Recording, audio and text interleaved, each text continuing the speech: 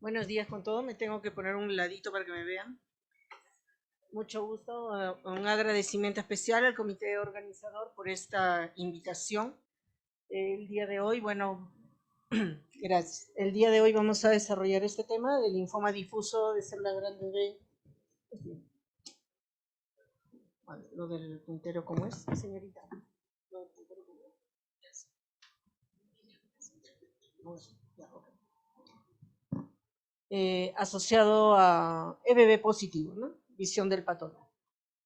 Muy bien, esta entidad data desde el año 2003, las primeras publicaciones realizadas por Oyama, en su paper él describe 22 casos de desórdenes linfoproliferativos EBV positivos, no todos linfoma, en pacientes que no tenían ninguna condición de inmunosupresión.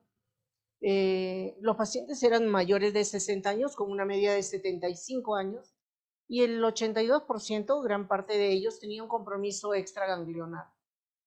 De estos 22 casos, 13 fueron descritos como una variante polimorfa, es decir, una celularidad muy mixta, variable, constituida por centroblastos, inmunoblastos, perdón. No.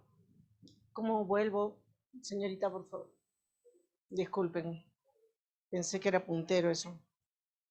No, la anterior. Ahí, exacto. Gracias. 13 casos entonces decíamos que estaban descritos como polimorfos con un fondo inflamatorio y 9 casos en la variante monomórfica que histológicamente, bueno, parecían linfomas de células grandes. Describen un patrón que hasta la fecha vemos con cierta frecuencia y es la necrosis geográfica, ¿no? Dado por la lesión de estas células tumorales alrededor de los vasos, un patrón angiocéntrico se denomina con destrucción de los mismos, lo cual produce la lesión, ¿no? La necrosis. Todos los casos fueron reportados como CD20 positivos, CD79A positivos también y el LMP1. Se les corrió EBER, dando positivo también en la mayoría de los casos. Ahora, las variantes monomórficas, ellos describieron las que parecían histológicas linfomas, tuvieron un curso clínico más agresivo y una pobre respuesta al tratamiento. Ya el año 2008 es incluida en la clasificación de la OMS como una entidad provisional denominada como linfoma difuso de células grandes B, BB positivo del anciano. ¿Y por qué esta denominación? Porque la mayoría de las series reportadas ocurrían en pacientes mayores de 50 años, ¿no? Ese era el punto de corte. Actualmente, ya en la clasificación revisada del año 2016, adquiere la denominación de linfoma difuso de células grandes B, BB positivo NOS.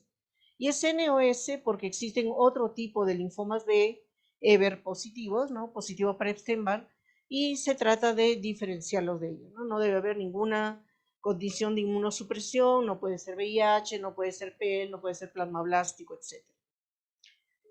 Si bien la prevalencia del virus Epstein-Barr es muy alta a nivel mundial, datan 90-95% de los casos, lo cierto es que la estadística de la prevalencia real en linfoma difuso de células grandes B aún no ha sido definida.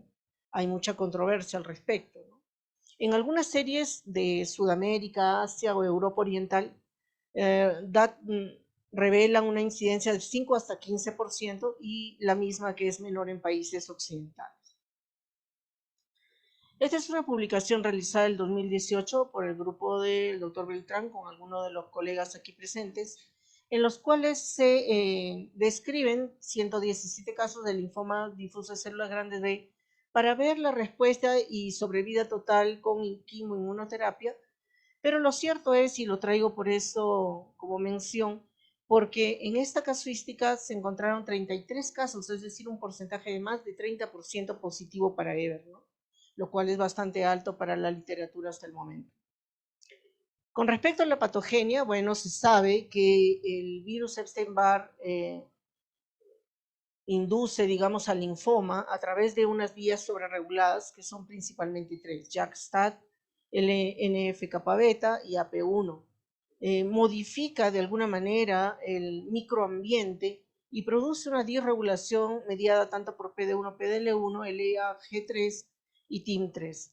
También se ha visto que hay una alteración, un cambio en el patrón M2 de los macrófagos y un incremento de la interleuquina 10 con una condición inmunosupresora en el paciente, ¿no? Se ha visto, como ya lo he mencionado también, que los genes mutados principales son MYC, ROA, el MID88, que ocurre en linfoproliferativos más bien de bajo grado, y el CD79B, lo cual lo diferencia de linfoma difuso de células grandes B, NOS común, ¿no? Con respecto a las características clínicas, efectivamente en la mayoría de series se conviene en que la edad es avanzada, séptima, octava década de la vida, existe un alto porcentaje de compromiso extraganglionar, siendo afectados principalmente el tracto gastrointestinal, pulmones, piel, médula ósea, y cuando ocurre en pacientes jóvenes, que hay series de casos también, menores de 45 años, la enfermedad es fundamentalmente ganglionar, no extraganglionar. La mayoría de los casos son diagnosticados en estadios avanzados y más del 50% de pacientes debuta con un IP alto o intermedio alto y obviamente se encuentra positividad en el suero para Epstein-Barr, el DNA de Epstein-Barr. Con respecto a lo que compete al patólogo, ¿no? La parte morfológica, se han descrito dos patrones para diferenciarlo, ¿no? El patrón monomórfico o el patrón polimórfico. El patrón polimórfico es no sé cuál es el puntero. ¿Cuál es el puntero? Disculpen, señorita. Con el puntero. El de arriba. Ok, bien, muy amable, gracias. A ver. Otra vez. ¿Puede retroceder, por favor? Ya está. Entonces, con respecto a las variantes, el patrón monomórfico no es tan frecuente, ocurre en 30-40% de los casos. No difiere mucho de cualquier linfoma difuso célula grandes B, constituido tanto por centroblastos, inmunoblastos, incluso plasmablastos. Presenta un alto índice de proliferación, numerosas mitosis, la necrosis geográfica que ya habíamos mencionado, y muchos de los casos presentan un patrón de cielo estrellado simulando linfoma Burkitt, ¿no? El componente inflamatorio es mínimo y básicamente por eso se ve todo homogéneo, todo parece linfoma. Mientras que la variante polimórfica ocurre en la mayoría de los casos, 60-70%, y se han descrito tipos que parecen linfomas difusos de células grandes B con un componente inflamatorio asociado, otros parecen linfoma Hodgkin clásico incluso, y otros se parecen a los desórdenes linfoproliferativos post-trasplante. Lo cierto es que en esta variante polimórfica podemos encontrar células B en diferentes estadios de maduración y eso es lo que lo hace tan variado, ¿no? Por otro lado, se describen dispersas células tipo Hodgkin-Ried-Stenberg y un fondo inflamatorio bastante importante constituido por linfocitos, centroblastos, células plasmáticas, neutrófilos e incluso eosinófilos. Esta es una publicación del año 2013 en la revista Blood, en la cual describen justamente las dos variables, ¿no? Estas son las dos variantes, monomórfica y la polimórfica con sus diferentes formas. Esto luce como un linfoma difuso de células grandes común. Esto parece un linfoma difuso de células grandes B, pero muy mixto, muy difuso mixto. El linfoma Hodgkin, tipo Hodgkin, y esto semeja a los linfomas, a los procesos linfoproliferativos post-trasplante.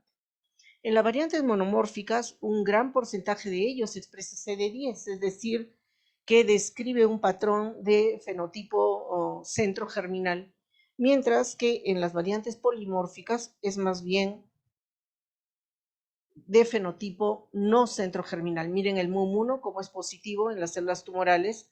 De acuerdo al patrón morfológico, uno va a encontrar más o menos cantidad de células tumorales, ¿no? Y lo que es común sí es la positividad para Ever en la mayoría de las células neoplásticas, incluso en el background, ¿no? Estos son casos del hospital Rebagliati.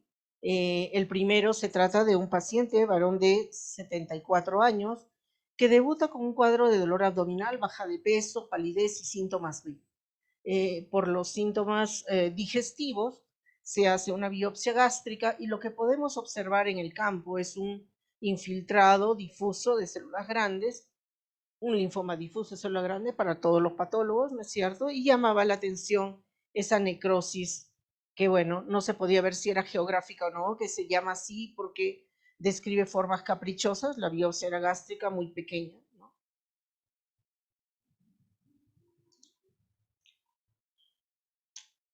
La anterior, por favor.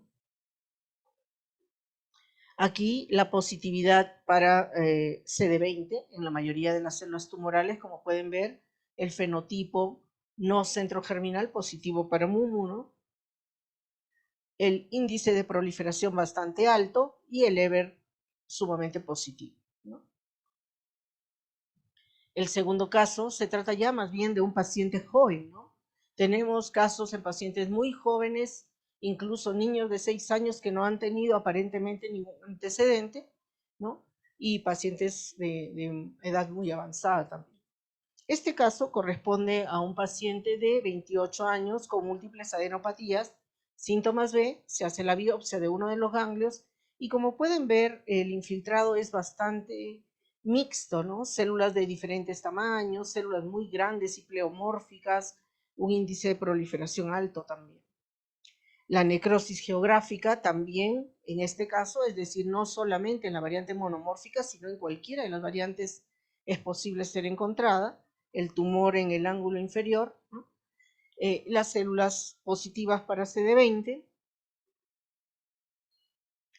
el CD30 fue positivo en una gran cantidad de células, más del 30-40% de las células expresó CD30 positivo y el Eversich positivo también.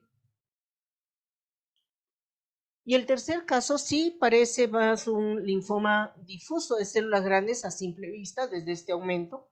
Correspondía a un paciente de 57 años con adenopatías cervicales, es lo único que presentaba, y bueno, síntomas B.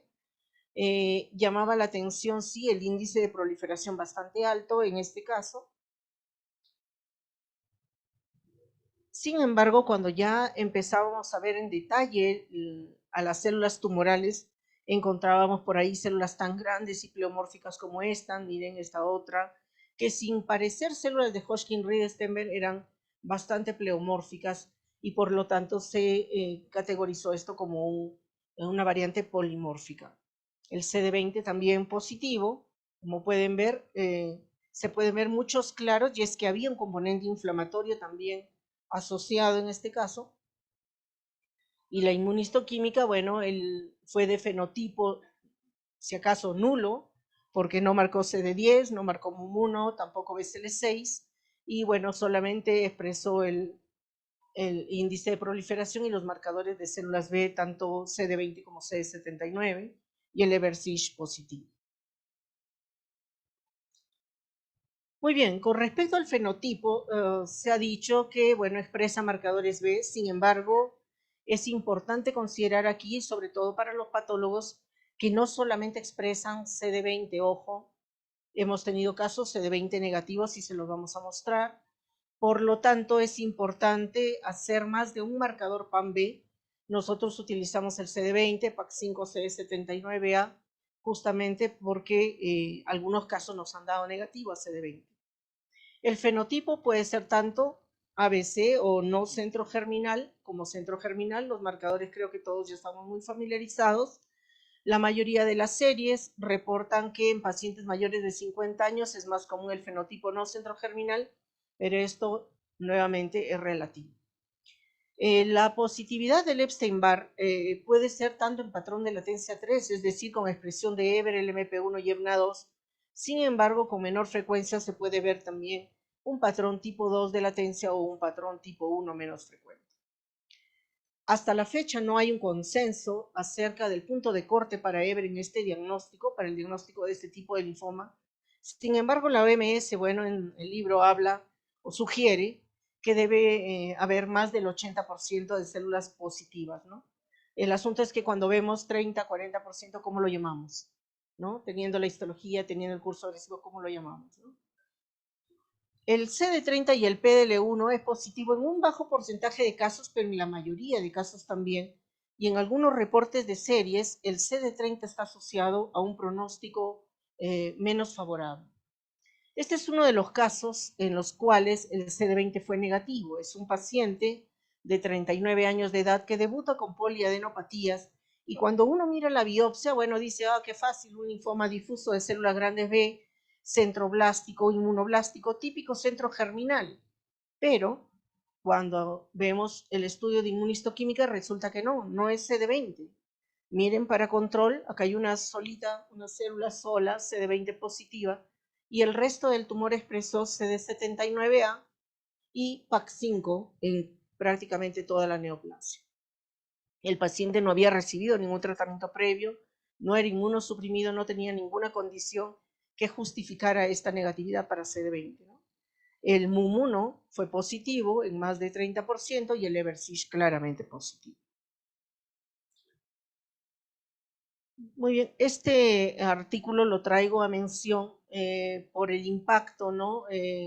Del tratamiento en cuanto a la variabilidad, mejor dicho, el impacto del tratamiento tanto con respecto al aspecto clínico patológico como a la sobrevida en los pacientes con linfoma difuso de células grandes B. Este es un estudio bastante amplio. Se seleccionaron casos de linfomas difusos de células grandes B entre enero del 2008 y diciembre del 2018, excluyendo cualquier condición de inmunosupresión, desórdenes linfoproliferativos post-trasplante, infecciones por VIH, transformación de linfomas de bajo grado, etc. Fueron estudiados los casos tanto con HE como inmunistoquímica. Se revisaron los casos por más de un patólogo con experiencia en este tipo de linfomas. El punto de corte que se utilizó fue 50% y para el CD30 20%. Entonces, ¿por qué mencionan casos de criterios para el diagnóstico del linfoma T periférico? Porque en un porcentaje de casos ellos encontraron coexistencia del linfoma T, es decir, que habían dos clonas tumorales, tanto B como T, lo cual también hemos tenido en algunos casos del Hospital Rebagliati, ¿no? Acá nos describen las características clínicas. En primer lugar, una edad avanzada, como ya lo habíamos mencionado, una cierta predominancia en el sexo masculino, un IPI más de 2 en la mayoría de los casos. Muchos de los casos estaban en estadios 2, 3 y 4, la mayoría de ellos, ¿no? Si bien los síntomas B no fue lo más importante, en muchos de los casos sí estuvo presente y tuvo una significativa en cuanto a la evolución y respuesta al tratamiento. Como ya lo hemos mencionado, muchos casos tenían compromiso extraganglionar, un único caso con más de 2 sitios extraganglionares, ¿no? La LDH fue un valor importante, estaba elevado en la mayoría de los casos. El compromiso del sistema nervioso no estuvo presente en la mayoría de los casos. Y en cuanto a la respuesta al tratamiento, comparativamente con los casos difusos de células grandes B, EBV negativo, bueno, también hubo una mayor respuesta a los pacientes en los pacientes que recibieron R-CHOP, ¿no? Con respecto a la parte de inmunistoquímica e histopatología, el fenotipo, digamos, que predominó fue el no centrogerminal, como pueden ver. La morfología más común fue del linfoma difuso NOS. La expresión de CD30 estuvo presente en un alto porcentaje de casos, miren acá, de 20 a 49% en 25 casos, de 50 a 100% en 35 de los casos mencionados, ¿no? BCL2, BCL6 no tuvo mayor importancia, es más, fue negativo en la mayoría de los casos. Y la expresión de MYC sí fue positivo en pocos casos, ¿no? Pero cuando se hicieron los estudios por FISH, porque esto es inmunistoquímica, cuando se hicieron los estudios por FISH, se encontró que las formas salvajes tanto de BCL2, BCL6 y MYC estuvieron presentes en muchos de los casos. Solo para mencionar, traigo en mención este pequeño artículo porque en los últimos años estamos encontrando casos de linfomas difusos de células grandes B en pacientes que son portadores de HTLV1. En Perú y en varios países de Latinoamérica tenemos una alta incidencia de la HTLV, ¿no? Y si bien el Epstein-Barr no se demuestra en un alto porcentaje de casos, En este pequeño estudio, que se trató de 7 casos nada más reportados de pacientes con linfomas difusos de células grandes B y serología positiva para HTLV1, hubieron, digamos, datos importantes a rescatar y que valdría la pena que nosotros lo estudiáramos en nuestra población a nivel latinoamericano, ¿no? Vamos a centrar la atención, perdón, puede retroceder por favor. Vamos a centrar la atención en los primeros 3 casos. Miren, se trata de 2 pacientes en sexo masculino. En el grupo de 7 casos, 3 eran masculinos y 4 femeninos. Pero en estos primeros 3 casos vamos a centrar la atención. La edad promedio era más de 50 años, ¿no? Uno con 85 años. El recuento de linfocitos, el recuento absoluto de linfocitos, en estos primeros casos, si bien estaba por encima de 1000, tuvimos algunos casos en los cuales estaban por debajo de 1000, es decir, había una linfopenia considerable. La mayoría de los casos tenía un cuadro de anemia leve a moderada, ¿no? Las plaquetas estuvieron dentro de rangos normales. El estadio del diagnóstico en los 3 primeros casos ¿cómo se llama? Que son los importantes para ver, porque fueron los que resultaron positivos para EBER. Hubieron, si bien el primero, bueno, falleció a los 5 meses, los otros 2 tuvieron una buena sobrevida a pesar de que uno recibió CHOP y el otro R-CHOP, ¿no? Y miren acá cómo la inmunistoquímica, bueno, si bien eran, no, estaba bien. La inmunistoquímica fueron todos positivos para CD20, de fenotipo no centrogerminal, 4 de los 7, la mayoría de ellos. Uno de ellos fue de fenotipo centrogerminal con este CD10 positivo, uno de los 3 EBER positivos, ¿no? El CD30, bueno, no se corrió, pero lo importante en estos casos es que había una variación realmente en cuanto a fenotipo, en cuanto a morfología, y todos estos 3 primeros fueron positivos para EBER. Entonces, en este pequeño trabajo, a pesar que la serie era escasa, se sugiere una interacción entre el Epstein-Barr y el HTLV, ¿no? Este mayor compromiso orgánico, porque muchos de los pacientes estaban en estadios 2, 3 y 4, estaba mediado por interleuquina 4, se cree que la reactivación del virus Epstein-Barr fue dado por la disfunción de las células T mediada por la infección del HTLV y que este Epstein-Barr es el que finalmente induce a la proliferación y a la linfomagénesis de células B. Entonces, bueno, es interesante porque para nosotros también estamos buscando casos, ¿no? Si es que alguno de ustedes lo tiene, bueno, podríamos hacer una casística latinoamericana y ver qué pasa, ¿no? Ver cuál es la influencia realmente de la coexistencia de estos 2 virus. Este es un pequeño cuadro que, bueno, se los traigo porque es la estadística de los últimos años de Rebagliati. No le estoy poniendo un rango porque tengo algunos casos del 2017, otro poquito del 2018. No son muchos casos por año, pero bueno, he tratado de juntar 22 casos, de los cuales el sexo masculino era predominante. Miren acá 13 frente a 9. El grupo de edad, bueno, tuvimos pacientes de más edad en el sexo femenino. El fenotipo, si bien, bueno, no son muchos casos, el fenotipo predominante también, nuevamente, no centrogerminal. La expresión del CD30 lo vimos en 6 de los casos en los cuales se corrió, 6 de los 8 casos en los cuales se estudió. Y bueno, la variante monomórfica y polimórfica ocurrió casi de manera similar en nuestros pacientes, ¿no? Bueno, muchas gracias por la invitación nuevamente.